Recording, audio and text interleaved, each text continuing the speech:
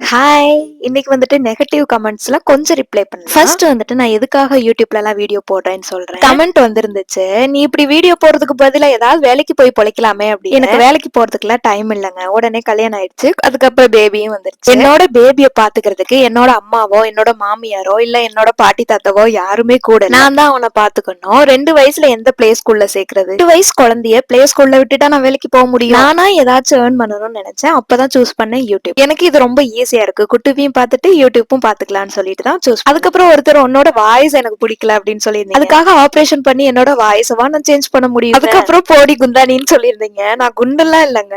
Just 52 KG தான். அதுக்கப்புறம் ஒரு கமெண்ட் வந்துட்டு காசு இருந்தா சும்மா இருங்கடி எங்கேயாவது ஊர் சுத்திட்டே இருப்பீங்களான்னு கேட்டிருந்தீங்க. முக்கியமா அந்த கொடைக்கானல் கீழே இளநீ குடிக்க போலான்னு சொல்லி போட்டிருந்தேன் அந்த வீடியோக்கு. ஏங்க எங்க ஊரே கொடைக்கானல் கீழே தாங்க இருக்கு. அதனால தாங்க போனோம். நெகட்டிவ் கமெண்ட்ஸ்க்கு ரொம்ப தேங்க்ஸ். எனக்காக டைம் ஸ்பெண்ட் பண்ணி கமெண்ட் பண்றீங்க இல்லையா, ரொம்ப தேங்க்ஸ்.